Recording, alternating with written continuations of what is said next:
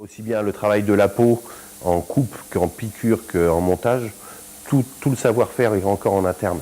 Et ça, c'est une politique, c'est un choix stratégique.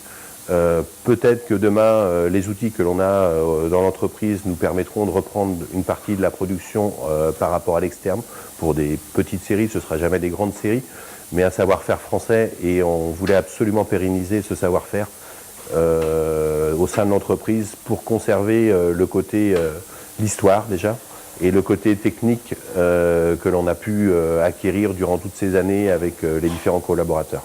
Numéro 1, savoir-faire sur les matières, le travail du cuir, où en fonction de la peau, du type d'animal, il y a certaines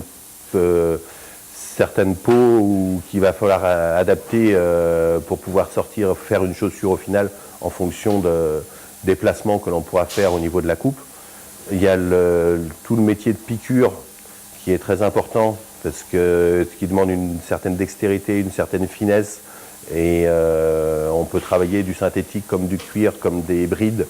Il y a un éventail de matières que l'on peut travailler pour faire une chaussure, et à chaque fois il y a une adaptation, et notamment un doigté qui est très important.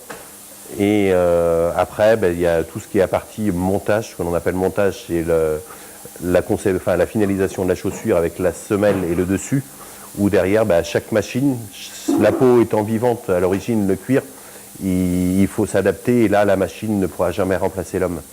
Et le savoir-faire des personnes qui font du montage font que la chaussure, au final, a un aspect correct ou pas correct, et seulement avec quelques opérations. Et ce savoir-faire, c'est des années de métier.